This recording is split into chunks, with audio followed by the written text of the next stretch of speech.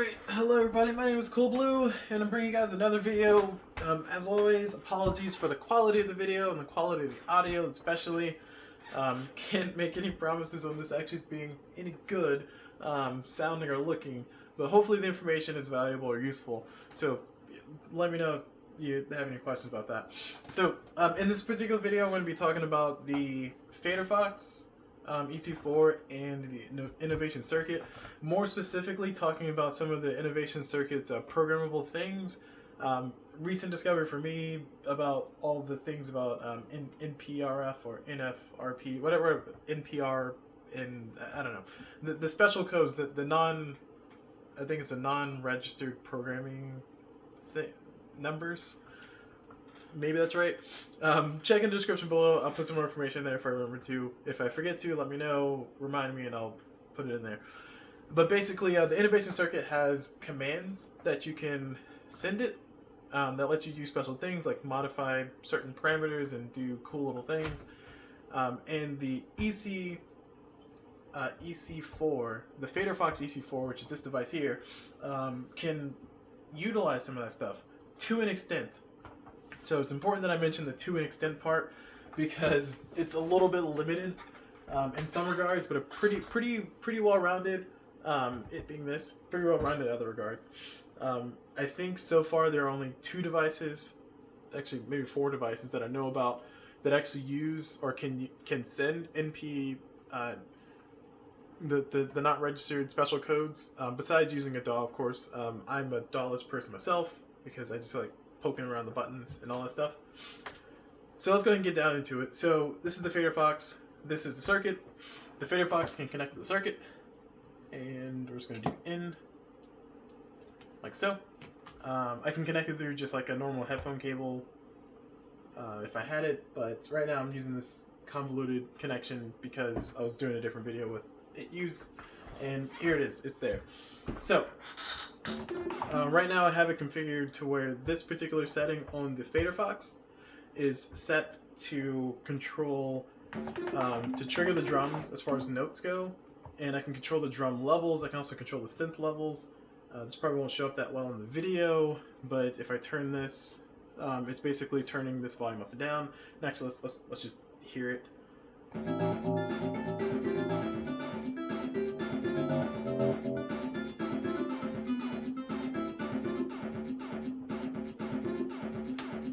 And I had the same thing for the drums. Like, these are the drum levels down here, so I can turn up and down the drum levels through here. And the rest of these are pans, and of course I can still, well, okay, the drums are turned down, so I can't really trigger, well, they're triggering, but you can't hear it. So let me turn this back up, mute that, there, you can hear it. There's a drum, drum goes boom. Okay, so that's effectively what this all does. So that's what this setting's set to. So that's just normal MIDI stuff. That's just MIDI CC, channel 16, channel 10, some special stuff. Look at the programming documents so you can see more information. On the FaderFox, you have the ability to send a lot of different types of messages, and this probably won't show up very well in the video, especially with all the flickering going on, but I'm going to try to hopefully get this to show up the goodest it possibly can. So let's see if killing the lights helps. Ooh, oh, that did not help. Alright, let's not make that mistake again. Alright, we're going to struggle through it, y'all. We're going to struggle through it because no post-editing here. Actually, let me see if I can zoom in. Oh yeah, that's the good stuff right there. There you go. Boom. That's that's not that great. Alright, it's like hurting my eyes looking at it. I have like a monitor off to the side that I'm looking at. Oof, it's rough. Oh, that's rough. Alright, let's not do that. That's hurting my eyes looking at it. I'm just going to talk you guys through it. You just have to trust me when I say the things I say. And if you're following along at home and you have your own FaderFox, feel free to hit the buttons as I hit the buttons. So, for the FaderFox, you have settings. I have different groups. I have a specific group set up that I call session low and session high. There's no labels here because I didn't feel like typing all the labels and everything. But basically what this does is if I turn these knobs, it changes the session. So actually you can see that if I lower the lights. Actually, let me turn lights off for that one. Okay. So I'm turning the, oh man, it got worse.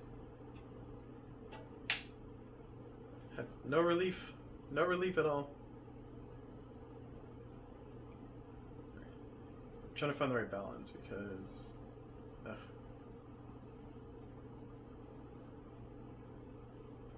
all right, well, cell phone camera gonna do as good as cell phone camera can do. So once again, you have to take my word for this one because the highs and the lows aren't really playing too well with the video. But basically, whenever I turn the knob, it's changing the song that's selected, the session that's selected. And if I just play the musics, then you'll hear the songs that are being played here are a mix of the Cuckoo circuit pack, along with some songs that I kind of played around with. I won't say my songs are good. Cuckoo's are obviously pretty good.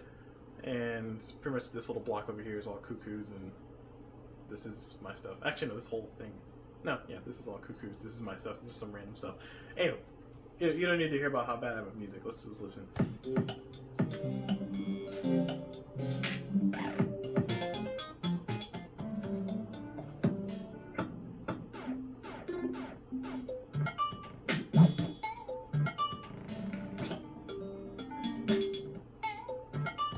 Okay, so the way I have it set up in this particular case, just to kind of give a little bit of an explanation behind what's happening, excuse me, there's nothing super fancy, it's just program changes.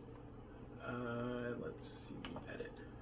Yeah, it's all just program changes to a certain thing. So if you look within the Innovation Circuits programming guide, it talks about this for session changes, and there's session change instant, and there's also session change synced, or not synced, I forget the right word, but basically there's one that session changes instantly, and there's another one that session changes just kind of like if you're playing songs and you hit a button, then it kind of waits for the cycle. So it's playing this one currently. If I hit this button, it's going to wait, and then it's going to jump into time. Whereas with the Innovation Circuit, just in case you don't know, when it's playing songs, if you hold down Shift and you do that, it skips to it. And of course, that's if you're in the right mode. I don't remember the name for the modes, but basically, yeah. So if you're in the correct mode, so if you're in shift mode with patterns not lit up, then it'll do the queued mode. Oh, I like it. Wow.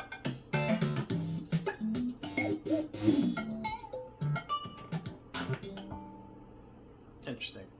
Okay, ignore what I was about to say. Ignore what I was saying. Obviously, I need to play my circuit more. But basically, with this program changes that you can set it to where it changes instantly, which is what I have mine set to, or you can set it to where it queues it and it waits for its cue to jump in. So I currently have it set to the queue for jump in, so it's on channel 16 with the program changes with a high and a low. On the FaderFox, the settings I have are basically channel 16, and then for the respective the type is program change, and for the respective thing I'm changing it to, I put it into the number, the exact number for the session I want to switch it to, and the low number is 15 and the high number is 15 in this specific case. So the number is the same. So if I turn the knob, it changes it instantly to sends a program change number 15 on channel 16. That was weird. That was a weird way to say that. But basically what that results in, besides me having tempo slowed,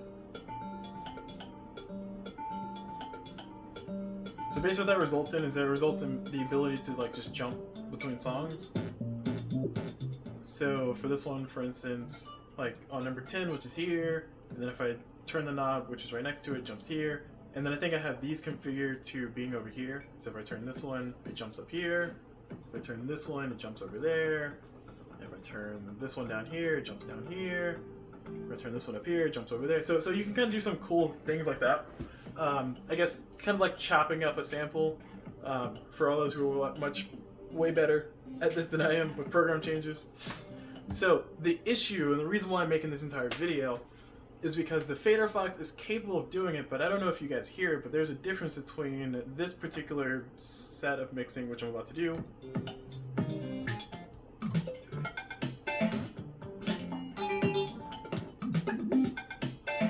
sure, call it good, call it bad, call it whatever you want. But there's a difference between that and what this is about, what I'm about to show you now.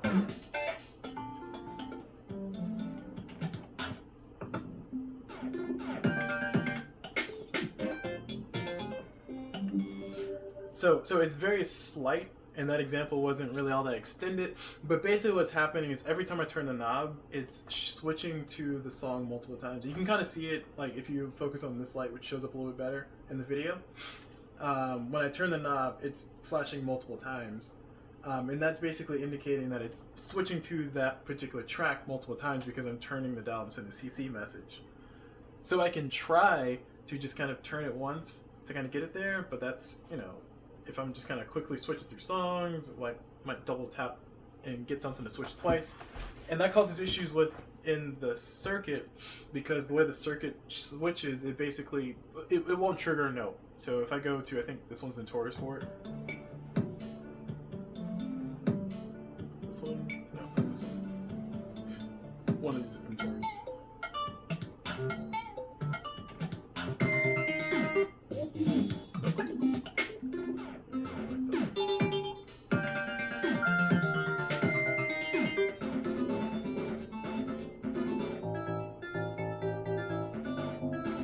Anyway, my point being, it's not ideal. What I was trying to demonstrate there, which I apparently failed to demonstrate, is that if you don't switch the song when the notes are starting to be played, especially for held notes, then that note gets dropped out. That's a normal thing that happens anyway, I know, but the main thing is that with this, especially if you're trying to use like precise jumps, it causes times where it just kind of jumps and it misses notes and it sounds choppy and it doesn't sound as clean as it could possibly sound.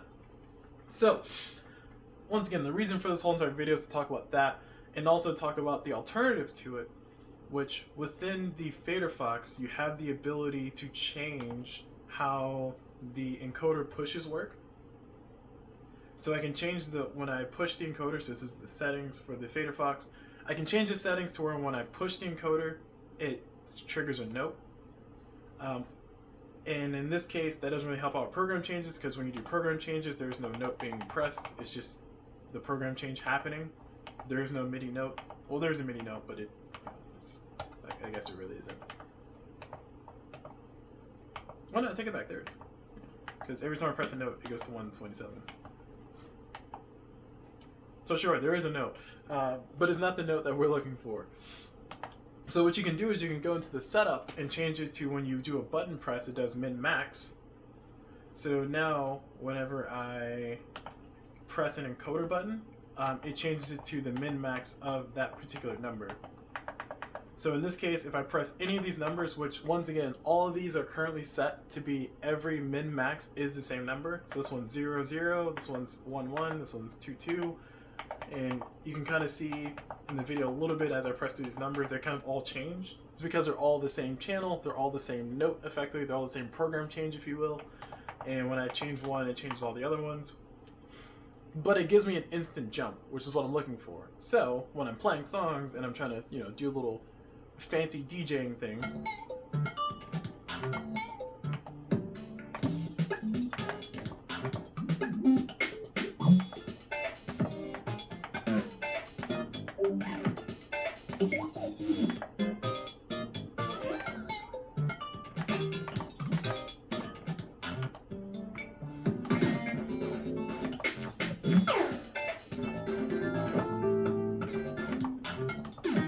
so, you know, just playing around with a little bit, but it sounds cleaner. You can do a lot more things. Of course, if I were more versed, that would be sound a little cooler. But the main point is that that gives you the instant jump that you're looking for, or at least what I'm looking for. So now I have a situation to where I can be, I don't know, in synth 1, playing notes, and then just kind of switching through instantly as things are playing. So in this particular case, and this is just me pushing a bunch of buttons. Now, in whatever world that sounds good, you can do stuff like that. So you can do some performative things like that. Whatever it is, whether it's you playing around with some other equipment that you might have on your setup, whether it's playing in a different synth, doing some fancy things that might work out for you. I don't really know. You have more creative ability overall, and that's with the push button. Now the caveat with that, the issue with that, is that when you set the FaderFox to min-max, when you set the FaderFox to min-max, it sets it for everything. So now every single option that I have within the FaderFox is min-max. So just to kind of explain a little bit more for anybody who doesn't have a FaderFox or who hasn't checked up on the EC4 specifically, FaderFox, to see what it does. Basically, I have a bank of 16 encoders and 16 buttons, and within that bank I have groups. So within those groups there are 16 groups inside of this particular setup, and of those 16 groups they have their own set of 16 buttons and 16 encoders. And for each 16 groups, there or a group of 16, I guess I should say, is a setup, and there's 16 setups. So there's 16 setups, and in each setup there's 16 groups, and each group there's 16 banks, if you will. And each of those banks can be set to different things. So when you set it to min-max, it makes it a global setting. It's only a global setting, unfortunately. And that means that you can either have min-max for everything, for all 4096, I think, 4096 encoder / button combinations that you have. So you can either set that to min-max for all 4096 button presses that you have for min-max, or you can set it to notes. And there's no both. There's no mix of the two. And that's kind of where I'm getting at. So that's a limitation that is very saddening, because on the one hand, I mean, being able to do instant session switches with program changes is nice, but there's some further implications for other things. Those further implications are for other settings that you can program. So if I don't think I still have it set up here. If I did, it'll be this one. No, okay, I don't have it set up anymore. But if you set up some of the special ones, the NPR, NRP, or whatever it's called, well, I could look it up on my phone, but my phone's currently recording, so I can't. But the special MIDI settings, which, let's see, let me go into a group 16, and we'll do edit. NRPN, that's what I'm looking for. So you can set up NRPN for different things, different channels, and have the button presses set. But the issue is that you can either have it button press or min-max. If you have it min-max for everything globally, then you won't have it for the specific setting. And maybe you wanted a button press on some. Maybe you wanted to be able to use the encoder wheel for others. Maybe you want to be able to have the min-max so you can do cool things like turn things on and turn things off, or switch between two different modes like phaser and course mode. Basically, there's a lot of limitations because of that specific inability to mix between notes and min-max, or some of the other options, which are pretty cool. I never play around with them because keeping it on note is much more useful for me. But you have the push encoder options are min-max, show, notes, CC +8, set, and group. Which I think set and group are probably not as useful, but... So that's pretty much what this video is about, is just to talk about those things. In this specific case, the program changes will be really nice to be able to kind of have, if I could have those be min-max and have everything else stay notes. It will be cool when I play around with music, or when I play around with my music equipment, just kind of switching between things on the circuit, like, you know, have like a little background beat going on the circuit, and then playing some very bad piano on my key step, and then switching sessions pretty quickly, and I don't know, getting a little groove going, you know? So that is one of the limitations that comes about because of how the EC4 is set up. That could be done with the firmware change, could be fixed with the firmware change. I don't really know. Maybe one day it will be, maybe one day it won't be, who knows. That's pretty much the extent of this video, what I wanted to talk about, because that would have been something that would be nice to know before I had purchased the EC4. I think I still would have purchased the EC4 because it's still a really good, awesome little device to use, especially controlling all of my equipment, if I can get the setup kind of figured out. But I did want to make sure I made a video talking about that specifically. I know for a fact that Lupop in his video talked about this specific issue where you cannot have multiple settings for the min-max or for the note or for the show. and he kind of mentioned as like, you know, one of the big shortcomings. I don't know if it's anywhere near the top of the list for things to check out or things to fix up for the developers of or for FaderFox out there. But I just want to mention that I make a video. So hopefully this video is useful to you guys that are considering the item. Overall, if you were considering purchasing a FaderFox EC4, would highly recommend. Still love this item. Still a really good thing. Gives me a lot of flexibility. And at the end of the day, if I'm really being completely honest, dealing with the multiple selects, that's not that big of a deal, especially in my capacity where I'm just doing this for fun. It's not that big of a deal. And of course, if you're doing this all professionally, you'll probably have other tools that will give you more control, more ability over it anyway. So that's another thing to keep in mind. So yeah, so hopefully this video was helpful. Hopefully this video was useful. And I will go ahead and leave it there. So thank you very much for watching. And as always, I'll see you guys whenever.